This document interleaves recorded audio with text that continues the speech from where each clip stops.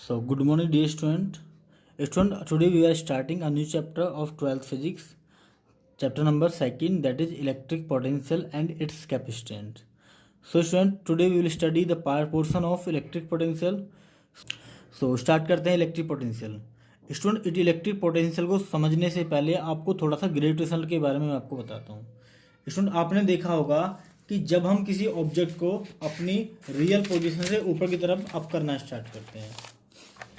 Student, ये एक ground object है. यहाँ पर एक ऑब्जेक्ट रखा है. यहाँ पर इसका मास मान लेते हैं 2 kg है. स्टूडेंट, इस पे नीचे की तरफ ग्रेविटेशन एक्सेलरेशन लग रहा हो, ग्रेविटी एक्सेलरेशन g बराबर 10 मान लेते हैं. स्टूडेंट, यहाँ पर इसकी हाइट कितनी होगी? तो आंसर है हाइट यहाँ पर इसकी 0 होगी. तो स्टूडेंट, अगर मैं इसको यहाँ से यहाँ पर लेके चला जाऊँ 5 मीटर हाइट पे, जो 5 मीटर है. सो स्टूडेंट, यहाँ से यहाँ तक आपको एनर्जी पता है, पोटेंशियल एनर्जी कितनी होती है? P इजिकल टू होती है स्टूडेंट mgh.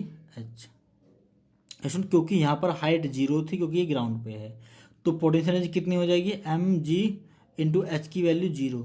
तो पोटेंशियल एनर्जी कितनी हो जाएगी स्टूडेंट? 0 हो जाएगी. ठीक है. अब देखिए आगे, अगर मैं इसको 5 सेंटीमीटर पे ले जाऊँ ऊपर, यहाँ से लेके 5 मीटर पे, तो स्टूडेंट यही P इजिकल टू हो जाएगा, m कितना है? 2 kg माना है हमने, g हमारा 10 होता है, इंटू h हमारी 5 हो गई. तो P बराबर यही क्या होती, कितनी हो गई? 100 जूल होगी. पोटेंशियल एनर्जी कितनी होगी स्टूडेंट? 100 जूल. मतलब क्या हुआ कि जब लोकेशन यहाँ पर थी ऑब्जेक्ट की, तो 0 एनर्जी थी इसके पास. जब इसको हम लेके उठा के लेके गए इधर की तरफ, फोर्स लगा के, खुद से फोर्स लगा के लेके गए इधर यहाँ पर, तो इसमें एनर्जी 100 जूल स्टोर हो गई. इसमें क्या हुआ ऐसा कि इसके पास एनर्जी आ गई? अगर इसको थोड़ा सा और ऊपर लेके जाते, 10 मीटर ऊपर लेके जाते हैं, तो यहाँ 10 की वैल्यू रखोगे, क्योंकि मास तो सेम है, ग्रेविटी भी सेम रहती है. 10 रखोगे तो कितना आ जाएगा?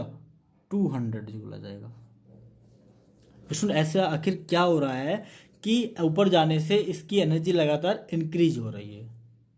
तो student, real concept is that हम जब इसको ऊपर की तरफ फोर्स लगा के लेके जा रहे हैं, तो इसका विरोध करने के लिए अगेंस्ट एक फोर्स और लग रहा है, जो कि नीचे की तरफ लग रहा है, दैट इज ग्रेविटेशनल फोर्स. इसके अगेंस्ट हमें इसको ऊपर ले जाने में, ये एक्सटर्नल बात कर रहा हूँ, एक्सटर्नल, इसके अगेंस्ट हमें इसको ऑब्जेक्ट को ऊपर ले जाने में हमें क्या करना पड़ रहा है? वर्क करना पड़ रहा है. और वो वर्क स्टूडेंट जब उसको वहाँ ऊपर ले जाके छोड़ देंगे, तो आपको भी पता है एनर्जी या वर्क डिस्ट्रॉय नहीं होता है. जो वर्क हमने इसको दे दिया है ऊपर ले जाने में, वो वर्क कहाँ जाएगा? तो आंसर है इसके पास स्टोर हो जाएगा. और इस एनर्जी को या इस वर्क को स्टूडेंट हम पोटेंशियल एनर्जी या पोटेंशियल कहते हैं.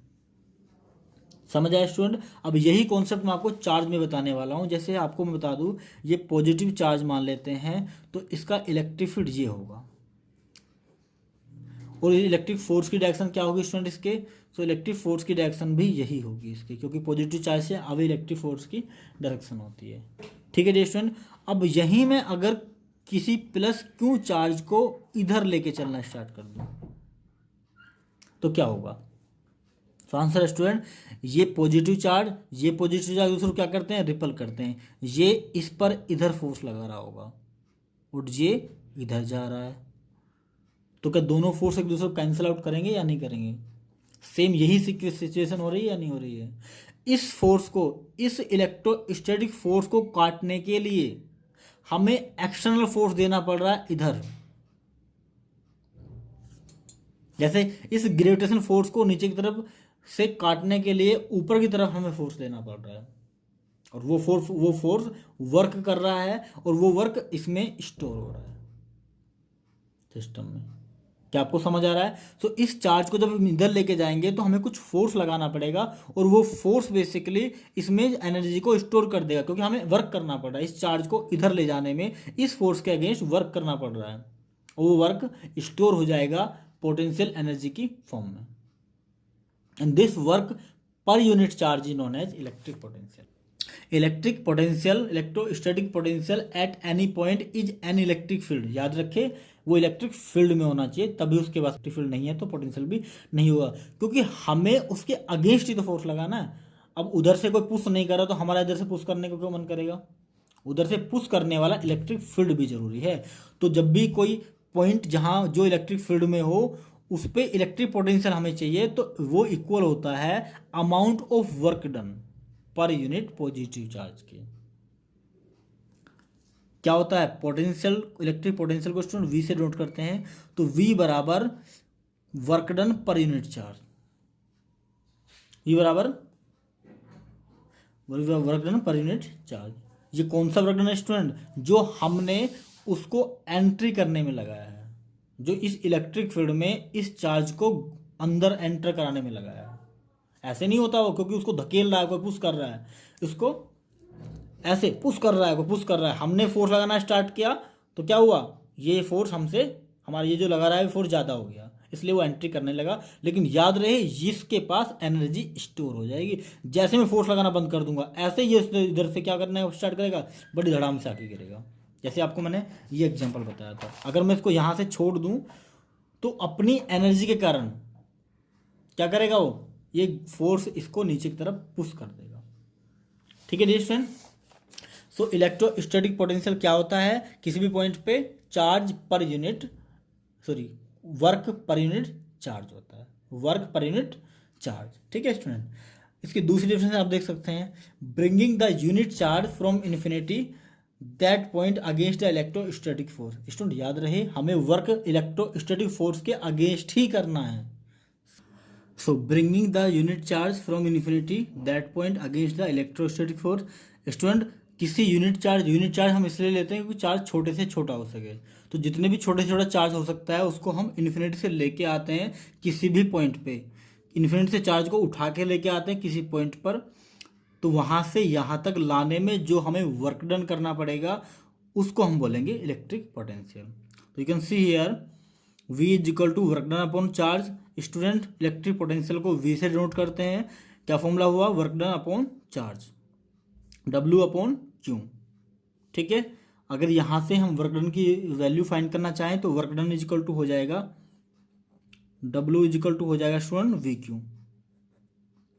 इसका यूज भी हम कई जगह करते हैं, वर्क डन के लिए बहुत फेमस फॉर्मूला है। ठीक है। अब देखिए स्टूडेंट, अगर हम इसकी यूनिट की बात करते हैं तो इसकी यूनिट क्या होती है, जूल होती है, वर्क डन की उसकी यूनिट होती है coulomb. So what will be the unit of potential, joule पर कूलाम। ठीक है, बट इसको हम कम जानते हैं स्टूडेंट। दूसरा एक एक्सप्रेशन है जिसको हम ज़्यादा जानते हैं, एंड दैट इज वोल्ट। वैसा यूनिट क्या होती है स्टूडेंट, वोल्ट होती है। इस वोल्ट को हम क्या बोलते हैं, जूल पर सेकंड के नाम से जानते हैं। तो ये वोल्ट कुछ और नहीं है बल्कि वोल्ट जूल पर सेकंड ही होती है। ठीक है डियर स्टूडेंट। आगे देखिए स्केलर क्वांटिटी होती है। स्केलर क्वांटिटी इसलिए होती है क्योंकि हम इन्फिनाइट से यहाँ लेके आए, या इन्फिनाइट इधर से लेके आए, या इधर से लेके आए, इनफाइनाइट कहीं भी हो बट वो वहाँ होना चाहिए ऑब्जेक्ट, वहाँ होगा तो सिंपल सी बात है उसका जो बेसिकली इलेक्ट्रिक पोटेंशियल होगा वो सेम होगा, फर्क नहीं पड़ता उसको डायरेक्शन से, किस डायरेक्शन से आप उसे लेके आए। एग्जाम्पल्स के स्टूडेंट अगर देखेंगे आप, एक ऑब्जेक्ट ग्राउंड से इस पोजीशन पे, चाहे आप घुमा के ऐसे घुमा के लेके आए, चाहे ऐसे घुमा के ले, कहीं से भी घुमा के ले, अगर वो 10 मीटर ऊपर पहुंच गया है तो उसके पास 200 जूल एनर्जी होगी ही होगी, ये श्योरिटी है। तो उसको डायरेक्शन से कोई फर्क नहीं पड़ता। तो ये स्केलर क्वांटिटी है। और स्केलर क्वांटिटी के साथ साथ स्टूडेंट ये पाथ इंडिपेंडेंट भी है, रास्ते पे निर्भर नहीं करती, जैसा मैंने अभी आपको बताया पाथ पे डिपेंड नहीं करती है। ठीक है। और ये कंजर्वेटिव फोर्स, क्योंकि फोर्स कौन सा होता है स्टूडेंट, ये पाथ इंडिपेंडेंट इसलिए होती है क्योंकि ग्रेविटेशनल फोर्स भी और इलेक्ट्रोस्टैटिक फोर्स भी दोनों ही कंजर्वेटिव फोर्स होती हैं। कंजर्वेटिव फोर्स स्टूडेंट वो होती हैं जो अपने वर्क को कंजर्व करके रखती हैं। ठीक है डियर स्टूडेंट। दूसरी बात आपको मैंने अभी इसमें बताई थी कि वर्क डन हम करते हैं, तो याद रहे ये वर्क डन इलेक्ट्रोस्टैटिक फोर्स का नहीं है बल्कि ये हमारा एक्सटर्नल वर्क डन है जो हमने किया है। इस वर्क डन को कैसे कंसिडर करेंगे student, this work is done by considered by external work done. ठीक है। आगे देखते हैं पोटेंशियल डिफरेंस क्या होता है। ये तो इलेक्ट्रिक पोटेंशियल था, what is potential difference. Student होता ये है कि अगर हम क्या करें, अगर मैं पूछूं आपसे यहाँ में और यहाँ में एनर्जी का क्या डिफरेंस हुआ, तो आप कहेंगे कि यहाँ पर 50 जूल थी और यहाँ पर 100 जूल हो गए, सॉरी यहाँ पर 100 थी और यहाँ पर 200 जूल हो गई। आपसे पूछूं यहां से यहां हमने क्या चेंज किया, पोजीशन चेंज की, ऑब्जेक्ट को यहां से यहां लेके चले गए, क्या पोटेंशियल में चेंज आया? Yes absolute. पहले पोटेंशियल कितना था 100 जूल, अब कितना है 200 joule. So final minus initial कितना आएगा स्टूडेंट, 100 जूल आ जाएगा। समझ आया?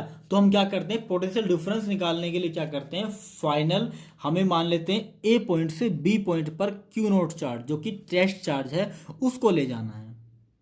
अब जैसे हम इसको लेके जाते हैं तो इस चार्ज को ले जाने में हमें एक्सटर्नल फील्ड के कारण एक्सटर्नल वर्क करना पड़ेगा, और उस वर्क को ही हम क्या बोलेंगे स्टूडेंट, पोटेंशियल डिफरेंस बोलेंगे। और चेंज का आपको पता है, electric potential difference delta we, difference का आपको पता है, डिफरेंस क्या होता है, डिफरेंस क्या होता है फाइनल माइनस इनिशियल, और डेल्टा से नोट करते हैं उसको। बिटवीन 2 पॉइंट, 2 पॉइंट के बीच में इलेक्ट्रिक पोटेंशियल क्या होता है, इज एन इलेक्ट्रिक फील्ड। कहाँ रखे होने चाहिए दोनों पॉइंट, इलेक्ट्रिक फील्ड में रखे होने चाहिए। Is define as the work done in carrying Q naught charge from a point A to point B. A point से बी पॉइंट तक चार्ज को ले जाने में जो वर्क करना पड़ेगा स्टूडेंट क्या बोलेंगे उसको, पोटेंशियल डिफरेंस बोलेंगे। बट याद रखना एक चीज कि इसकी ले जाने में वेलोसिटी चेंज ना हो। वेलोसिटी चेंज ना हो मतलब जितना फोर्स इधर लग रहा है इलेक्ट्रोस्टैटिक फोर्स के कारण, आपको भी उतना ही लगाना है, बट इधर लगाना, क्योंकि आप इधर लेके आ रहे हैं, आप उसका विरोध करना चाहते हैं, और उसके विरोध को कट करने के लिए आप अलग से फोर्स लगा रहे हैं ताकि वर्क हो सके। ठीक है, तो इसकी चार्ज इक्विलिब्रियम में रहना चाहिए, इधर से फोर्स दोनों बराबर हो, लगभग बराबर होना चाहिए एटलीस्ट। ठीक है डियर स्टूडेंट, ठीक है। तो पोटेंशियल डिफरेंस आपको समझ आ गया, 2 पॉइंट का पोटेंशियल डिफरेंस क्या होता है, delta V is equal to V B final minus V initial. Initial क्या है ए, क्या होता है W external upon Q naught, ये डब्ल्यू एक्सटर्नल आपको पता है, work done, external work done, ठीक है, अपॉन क्यू नोट। ठीक है डियर स्टूडेंट, तो this is the potential difference. अब क्वेश्चन ये आता है स्टूडेंट, क्या potential at a single point हम निकाल सकते हैं या नहीं निकाल सकते। तो स्टूडेंट रियल में electric potential at a single point define हो ही नहीं सकता, इम्पॉसिबल है। बट फिर भी फिजिसिस्ट कॉम्प्लिकेटेड ना करके उसको सिंपली सोल्व करके प्रॉब्लम्स को एक पॉइंट पर ऐसा हो जाता है कि हम मान लेते हैं कि यहाँ पर पोटेंशियल जीरो, पोटेंशियल एक पॉइंट का निकाल सकते हैं। उसके लिए स्टूडेंट एक एज्यूम्पशन हमें लेनी पड़ती है कि electric field at infinite is zero, और इलेक्ट्रिक फील्ड इन्फिनिट पे जीरो होने से स्टूडेंट एक फ़ायदा होता है कि हमारा इलेक्ट्रिक पोटेंशियल भी इन्फिनिट पे जीरो हो जाता है। वो कैसे होता है स्टूडेंट, इलेक्ट्रिक फील्ड इन्फिनिट पे जीरो है, हमने पहले भी लेट किया प्रीवियस चैप्टर में भी। तो इलेक्ट्रिक फील्ड इन्फिनिट से क्या होगा स्टूडेंट, हम जो वर्क डन कर रहे हैं इधर से इधर ले जाने में, चार्ज को ए से बी ले जाने में, किसके अगेंस्ट में, इधर बी टू ए फोर्स पे, बी टू ए फोर्स के अगेंस्ट जो कर रहे हैं, तो उससे क्या होगा स्टूडेंट, हम फोर्स इधर लगा रहे हैं और हम इधर लेके जा रहे हैं, सॉरी चार्ज इधर फोर्स लगा रहा है और हम चार्ज को इधर लेके जा रहे हैं। तो होगा ये, जब इधर फोर्स लग रहा होगा तो हम वर्क डन निकालेंगे, कितना निकलेगा, F external into D, force में डिस्प्लेसमेंट होता है वर्क डन। अब फोर्स का फॉर्मूला क्या होता है, तो फोर्स का फॉर्मूला ये और ये दोनों बराबर होगा, जो हम लगा रहे हैं वो एम में भी और जो ये लगा रहे हैं क्यू ही वो भी, तो हमने एम की जगह क्यू ही लिख लिया, तो दोनों बराबर है, हम इस फोर्स को काट रहे हैं अपने फोर्स से, तो क्यू लिख लिया, क्यू इंटू डी। अब स्टूडेंट बताइए ई की वैल्यू अगर हम मान लेते हैं कि इनफाइनाइट पे हम ऐसा कर रहे हैं, if we finding this work done at infinite, तो इनफाइनाइट पे इलेक्ट्रिक फील्ड की वैल्यू कितनी होती है, जीरो होती है। और इलेक्ट्रिक फील्ड की अगर वैल्यू जीरो होती है तो सिंपल सी बात है, ये डब्ल्यू इक्वल टू क्या हो जाएगा, वर्क डन इक्वल टू क्या हो जाएगा, work done will be zero. और वर्क डन जीरो हो जाएगा तो स्टूडेंट क्या हो जाएगा, वर्क डन अगर जीरो हो जाएगा तो वी भी क्या हो जाएगा, जीरो। मतलब इनफिनाइट पे अगर पोटेंशियल हम निकालते हैं तो वो जीरो हो जाएगा। अब स्टूडेंट अगर आप इस ए पॉइंट को इनफाइनाइट पे मान लें, if you let this point A at infinite, तो स्टूडेंट ये पोटेंशियल कितना हो जाएगा, it will be zero and V B equal to ये बचेगा हमारा। तो हम यही करते हैं कि एक पॉइंट को इनफाइनाइट पे मान लेते हैं, हम ऐसा मानते हैं कि चार्ज को इनफाइनाइट से लेके आ रहे हैं उस पॉइंट तक जिस पॉइंट पर पोटेंशियल फाइंड करना है। तो जो ए पॉइंट है जहाँ से इनिशियल पॉइंट है उसका पोटेंशियल हम 0 मान लेते हैं। इस तरह से हम किसी भी पॉइंट पे इलेक्ट्रिक पोटेंशियल फाइंड कर सकते हैं, अदरवाइज और कोई मेथड नहीं है। इसमें भी हमने एज्यूम्पशन लिया कि ई जो है इनफाइनाइट पे वो 0 है, जिसके कारण वर्क डन 0 होगा वहाँ पर, और जिसके कारण इलेक्ट्रिक पोटेंशियल भी 0 होगा। उम्मीद करता हूँ ये आपको समझ आया होगा। ठीक है डियर स्टूडेंट, ये देखिए at infinite W is equal to 0, so potential difference also will be 0 at infinite. ठीक है, so let a point is an infinite, हमने मान लिया कि इन्फिनाइट जो है बेसिकली ऑन इन्फिनाइट पे है ए पॉइंट जो है। अब ए इन्फिनाइट पे होगा तो वी इज इक्वल टू 0 हो जाएगा और V B is equal to W external upon Q naught हो जाएगा। ठीक है डियर स्टूडेंट, ये फॉर्मूला है हमारा इलेक्ट्रिक पोटेंशियल का एट ए पॉइंट। ठीक है, अब नेक्स्ट टॉपिक पे आते हैं स्टूडेंट, हम किसी पॉइंट चार्ज के कारण उससे आर डिस्टेंस पे कैसे इलेक्ट्रिक पोटेंशियल हम फाइंड कर सकते हैं। देखिए स्टूडेंट, ये इंपॉर्टेंट डेरिवेशन है आपके लिए। देखिए हमने क्या किया, electric potential due to a point charge Q, हमने क्या लिया, let Q is a positive charge which is present on O and from the O we have to find electric potential at P in the distance of R from O say R distance पे हमें क्या find करना है, electric potential find करना है। ठीक है, so let a positive charge Q is placed at point O, we have to find potential at P पे पोटेंशियल फाइंड करना है, and we have distant R from O say जो कि are distance पे दूरी पे है। अब क्या करेंगे स्टूडेंट, वहीं पे अगर पोटेंशियल फाइंड करना है, कहीं पे पोटेंशियल फाइंड करना हो तो क्या करते हैं, हम इन्फिनिट पे भाग के जाते हैं, वहां पर चार्ज रखते हैं, उसको उठा के लेके आते हैं कहाँ पर, जिस पॉइंट पे पोटेंशियल में फाइंड करना हो। तो हम क्या करेंगे, हमने ले जाके इन्फिनिट पे पोटेंशियल ये रख दिया चार्ज, टेस्ट चार्ज, जो कि बहुत छोटा है, यूनिट चार्ज है। अब इसको लेके इन्फिनिट से कहाँ तक आएंगे, हम पी तक आएंगे। ऐसा करने से इन्फिनिट से पी तक लाने में जो भी वर्क हमें करना पड़ेगा वही तो हमारा पोटेंशियल है, तो हम ऐसा करते हैं। ठीक है, बट क्वेश्चन ये उठता है स्टूडेंट, हम इन्फिनिट से यहाँ तक आए तो, बट हमें यहाँ का फोर्स नहीं पता, इन्फिनिट पे कितना फोर्स लगता है। अगर फोर्स होता है वर्क डन इनटू डिस्प्लेसमेंट, तो हम क्या करें, तो हम क्या कर सकते हैं स्टूडेंट, हम इन्फिनिट से पी तक न जाके पी से इन्फिनिट तक चले जाते हैं, क्योंकि पी पर हमें फोर्स पता है कितना है, क्योंकि इसके कारण इलेक्ट्रिक फील्ड यहाँ जनरेट हो रहा है, और इलेक्ट्रिक फील्ड में किसी भी चार्ज पे फोर्स कितना होता है, क्यू ही होता है, ई क्यू या क्यू ही।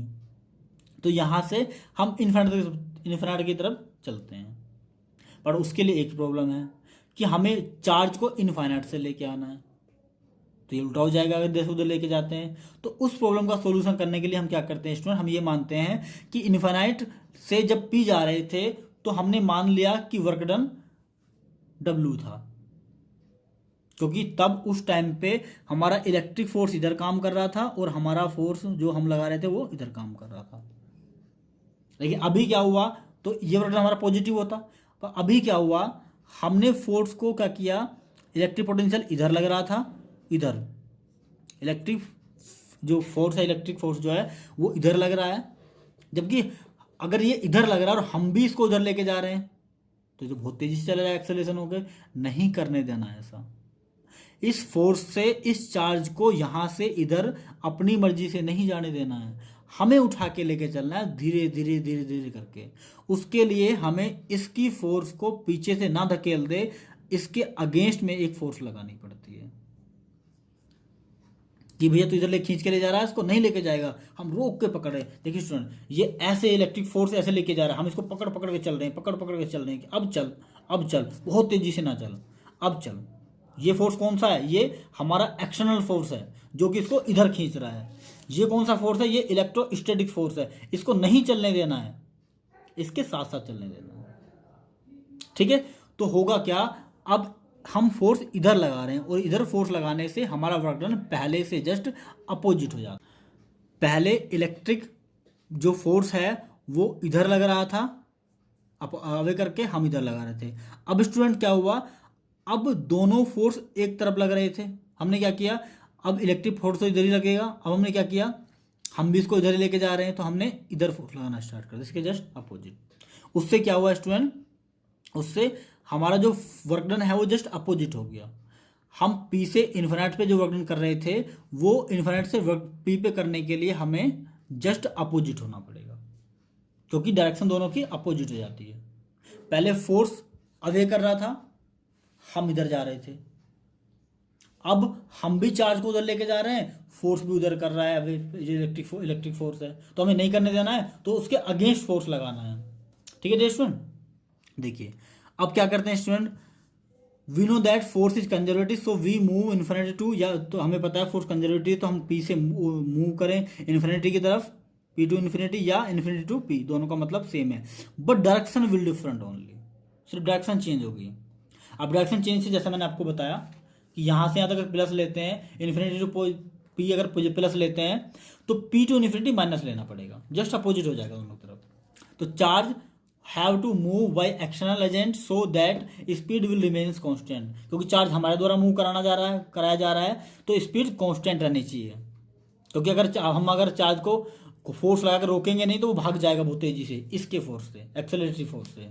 ठीक है, तो देखते हैं फोर्स कितना होगा हमारा एक्सटर्नल, हमारा फोर्स जस्ट इसके फोर्स के इक्वल होगा, और force will be just equal to electrostatic force, थोड़ा सा ज़्यादा होगा लेंगे मूव करने के लिए, बट हम थोड़ा सा मान लेते हैं इक्वल है। कितना होता है force, K capital Q small Q upon R square. ठीक है, तो करते हैं स्टूडेंट, यहाँ से इधर चलना स्टार्ट करते हैं। लेट करते हैं पी से पी डैश तक डी आर डिस्टेंस करने के लिए कवर, हमने डी डब्ल्यू वर्क डन कर लिया। Let the move Q naught charge, the test charge move for D R distance, we have to do D W work done. हमें Q naught चलने के लिए, डी आर डिस्टेंस चलने के लिए Q naught को डी डब्ल्यू वर्क डन करना पड़ा। अब देखिए स्टूडेंट, हम चार्ज को किधर मूव कर रहे हैं, इधर की तरफ, इधर की तरफ चार्ज मूव कर रहे हैं, तो डिस्प्लेसमेंट कितना होगा, डी आर इस डायरेक्शन में होगा।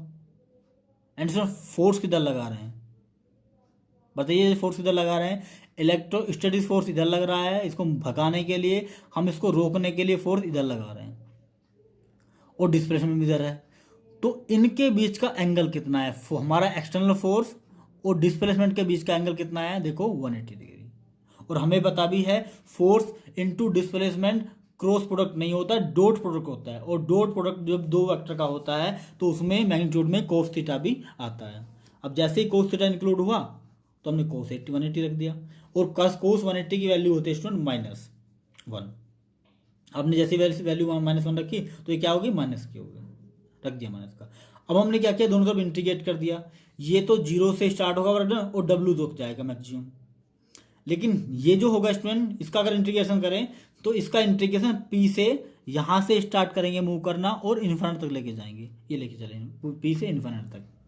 फोर्स एक्सटर्नल कितना है हमारा, ये रख दिया, डी आर रख दिया। ठीक है स्टूडेंट, माइनस ये यहाँ से आया 180 से, और अब देखिए इधर पी कितनी डिस्टेंस पे है हमारा, तो पी आंसर है हमारे कैपिटल क्यू से आर डिस्टेंस पे। अब जैसे आर डिस्टेंस पे तो हम क्या करेंगे स्टूडेंट, हम यहाँ पी को आर डिस्टेंस मान लेंगे, आर से इन्फिनिट तक हमें जाना है, आर से स्टार्ट करना है चलना और इन्फिनिट तक जाना है। अब स्टूडेंट देखिए के तो कांस्टेंट है, कैपिटल क्यू भी कांस्टेंट है, स्मॉल क्यू भी कांस्टेंट, क्योंकि ये सब चार्ज हैं। एक वेरिएबल है जो है 1/r²। आर स्क्वायर को अगर ऊपर लेके जाते हैं तो आर की पावर -2 हो जाएगी, पता है सबको आपको, और डी आर। अब इंटीग्रेशन अगर करें स्टूडेंट, डी डब्ल्यू का इंटीग्रेशन डब्ल्यू हो जाएगा, सबको पता है। अब बताइए आर की पावर -2 का इंटीग्रेशन मतलब एक्स की पावर n है ये, सो एक्स की पावर n का इंटीग्रेशन कितना होता है, सो एक्स की पावर n का इंटीग्रेशन होता है स्टूडेंट एक्स की पावर n+1 अपॉन n+1, मतलब पावर में एक और ऐड हो जाता है, और नीचे भी पावर का नीचे लिख के उसमें भी एक ऐड कर देते हैं। देखिए तो आर की पावर -2 को जैसे ही आप +1 करेंगे पावर में तो -1 हो जाएगा, क्योंकि -2 और +1 कितना हो जाएगा, -1। अपोन में भी लिखेंगे इसके -2 +1, -2 और +1 कितना बचता है स्टूडेंट, -1 बचता है। पावर में भी -1 और मल्टीप्लाई में -1। अब आर की पावर -1 को स्टूडेंट क्या लिख सकते हैं, 1/r लिख सकते हैं या नहीं लिख सकते हैं, और बताइए -2 +1 की जगह -1 लिख दिया, माइनस का माइनस आ गया, इस -2 +1 की जगह माइनस। अब लिमिट क्या है, 0 आर से इन्फिनिट तक लिमिट रखना स्टार्ट करते हैं। देखो माइनस यहाँ पे ऑलरेडी है, पहले हायर लिमिट रखते हैं 1/∞ माइनस का, माइनस साइन आता है स्टूडेंट, यहाँ पे माइनस साइन आता है, -1/r माइनस का, और आर की जगह आर, क्योंकि ये माइनस का है देखो इधर, और माइनस का साइन फॉर्मूले में भी आता है जब इंटीग्रेशन करते हैं, तो माइनस क्या कर देंगे दूसरे को प्लस कर देंगे। अब क्या करेंगे उसके बाद, ये वैल्यू 0 हो जाएगी, ये 1/r इधर चला जाएगा, मतलब डिवाइड में हो जाएगा, डिवाइड में ना r। So work done is equal to K Q naught upon r हो जाएगा। ठीक है डियर स्टूडेंट, ये वर्क डन हमने कहाँ से कहाँ निकाला, p से इन्फाइनाइट तक, p से इन्फाइनाइट तक। ठीक है, हमें क्या करना है, हमें चाहिए इन्फाइनाइट से p तक, तो हो जाएगा, बट डायरेक्शन अपोजिट हो जाएगी। तो एक्सटर्नल एजेंट, एक्सटर्नल क्या हो जाएगा स्टूडेंट, इन्फाइनाइट से p तक कितना हो जाएगा, इन्फाइनाइट से p तक हो जाएगा हमारा k capital Q naught upon r। कैसे हुआ, क्योंकि यही होगा, बस इसका साइन चेंज कर देंगे। ये क्या था हमारा, p से इन्फाइनाइट तक, हमें चाहिए यहाँ से यहाँ तक, तो हमने अपोजिट कर दिया साइन। ठीक है डियर स्टूडेंट, आगे देखते हैं। हमें क्या निकालना, हमें निकालना है इलेक्ट्रिक पोटेंशियल, और इलेक्ट्रिक पोटेंशियल होता है basically work done per unit charge. Work done तो हमारा निकल गया, अब क्या कर दें इसको, पर यूनिट चार्ज और कर दें। ठीक है, तो हमने क्या कर दिया इसको, पोटेंशियल एट पी कितना हो जाएगा, potential is equal to work done per unit charge, work done external द्वारा अपॉन क्यू नोट। सो इसकी वैल्यू हमने पुट करी, के क्यू नोट से Q naught cancel, VP is equal to K Q upon R. K की value put करेंगे तो कितना आएगा, VP is equal to 1/4πε0 into Q upon R square. ठीक है डियर स्टूडेंट, उम्मीद करता हूँ डेरिवेशन आपको बहुत अच्छे से समझ में आया होगा। देखिए नेक्स्ट देखते हैं इसका, अगर हम देखें वेरिएशन की बात करें स्टूडेंट, ग्राफ की अगर बात करते हैं, इलेक्ट्रिक फील्ड और पोटेंशियल डिफरेंस डिस्टेंस के साथ साथ कैसे वेरी करते हैं। स्टूडेंट आप देखेंगे इलेक्ट्रिक फील्ड का फॉर्मूला आपको पता है, इलेक्ट्रिक फील्ड का फॉर्मूला होता है के Q1 Q2 upon R square होता है, नीचे मतलब आर स्क्वायर होता है, जबकि पोटेंशियल में आर नीचे क्या आ रहा है, आर आ रहा है। तो बताइए आर ज़्यादा तेजी से घटाएगा वी को, या आर ज़्यादा घटाएगा, तेजी से घटाएगा ई को। तो आंसर है, जैसे अब आर की वैल्यू 2 रखते हैं तो वी इजिकल टू 1/2 हो जाएगा, लेकिन जैसे आर की वैल्यू यहाँ पर 2 रखते हैं ई इजिकल टू 1/4 हो जाएगा। मतलब electric field two square time ज़्यादा घटता है, पोटेंशियल के स्क्वायर टाइम ज़्यादा घटता है। ये 2 टाइम घटेगा तो ये 4 टाइम घटेगा, ये 3 टाइम घटेगा तो ये 9 टाइम घटेगा, ये 4 टाइम घटेगा तो ये 16 टाइम घटेगा। तो बताइए कौन सा ग्राफ होगा इनमें से वी का, तो आंसर है ये वी का जो कम घट रहा है, ये ई का है जो ज़्यादा घट रहा है। ये इधर वी और ई की बात कर रहा हूँ, ये वी है ये ई है। ठीक है डियर स्टूडेंट, ये समझ आया। एक और इम्पोर्टेंट चीज़ मैं आपको इसमें बताना चाहता हूँ कि इसमें जो हम रखते हैं स्टूडेंट, पोटेंशियल डिफरेंस को हमेशा विद साइन रखते हैं चार्ज को। पोटेंशियल डिफरेंस में हम चार्ज को क्या रखते हैं, विद साइन रखते हैं। अगर पॉजिटिव चार्ज है तो पॉजिटिव चार्ज रखेंगे, नेगेटिव चार्ज है तो नेगेटिव चार्ज रखेंगे। ये बताने का मकसद ये था क्योंकि अब से पहले हमने चार्ज को विद साइन नहीं रखा है। ठीक है स्टूडेंट, देखिए आगे देखते हैं। Next topic is potential of a point due to a system of charge. ये है बेसिकली प्रिंसिपल ऑफ सुपरपोजिशन, जो आप पहले भी कई बार पढ़ चुके हैं। Potential at a point due to the system of charge का मतलब होता है स्टूडेंट कि हमने अभी जो निकाला, बेसिकली अभी हमने जो निकाला वो पोटेंशियल किसके कारण निकाला, this is the potential due to a single point charge. If you find number of single point charge, how can we find the electric potential. तो स्टूडेंट हम मानते हैं इसको क्या बोलते हैं, प्रिंसिपल ऑफ सुपरपोजिशन थ्योरम बोलते हैं। तो इसकी थ्योरम अगर पढ़ते हैं तो किसी पॉइंट पर जो पोटेंशियल है एक पॉइंट के एक चार्ज के कारण, दूसरे चार्ज के कारण, तीसरे चार्ज के कारण और चौथे चार्ज के कारण, उन सब का समेशन अगर कर लेते हैं तो टोटल पोटेंशियल आ जाएगा। क्योंकि ये ऐसा यूनिट है तो हमें कोई डायरेक्शन की रिक्वायरमेंट है नहीं, बट याद रहे चार्ज को विद साइन रखना है। So potential at a point, किसी पॉइंट पर potential due to number of charge के कारण इज द एल्जेब्रिक सम, सबका क्या है, एल्जेब्रिक सम होता है of the potential at that point.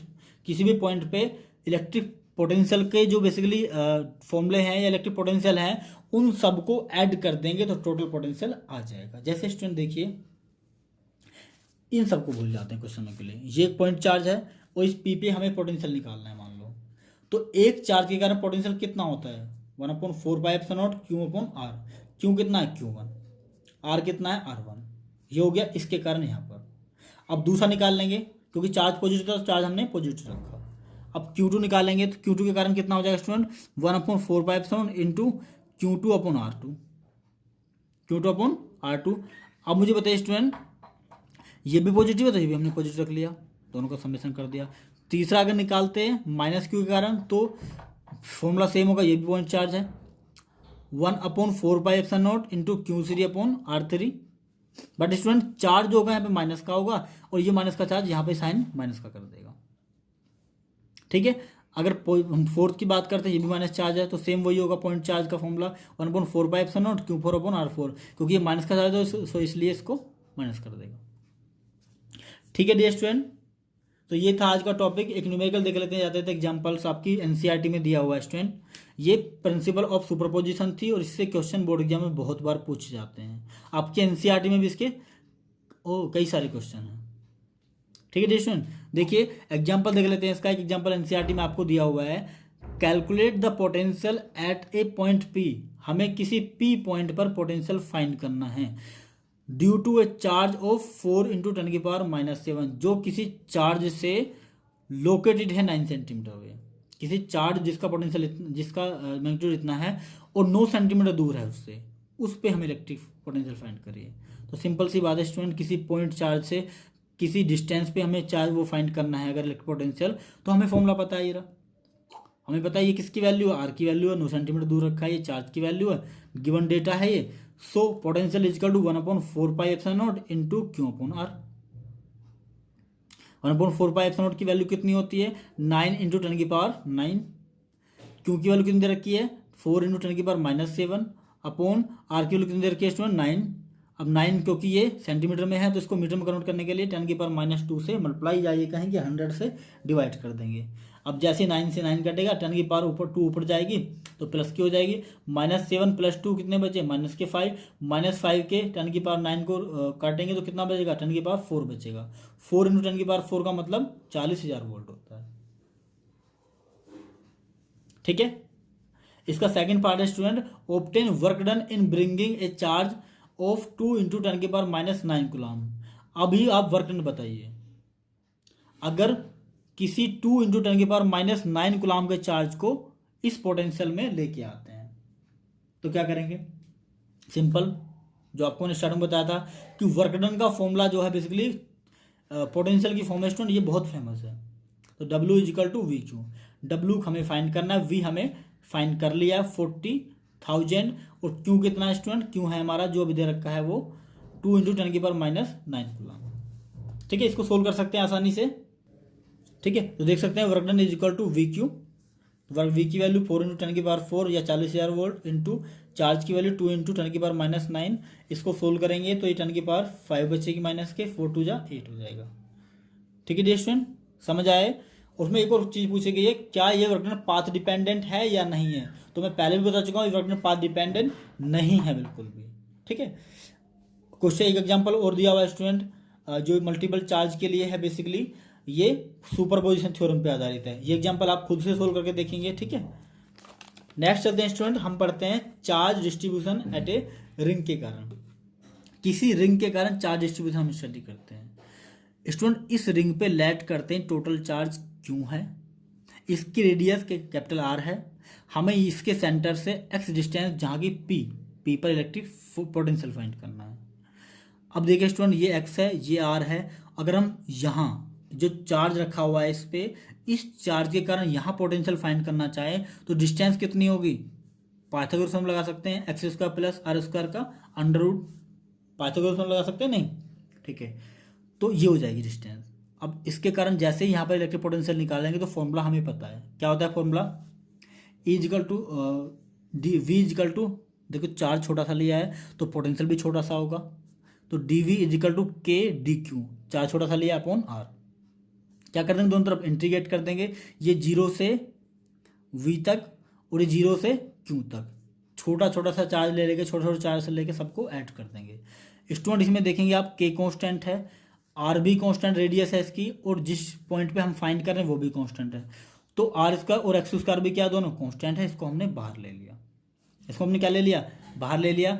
अब जैसे इसको बाहर लेते हैं स्टूडेंट, हम क्या बचेगा अंदर, dQ, और dQ का इंटीग्रेशन कितना होता है, क्यों होता है कि नहीं होता है, तो हमने क्यों लिख लिया।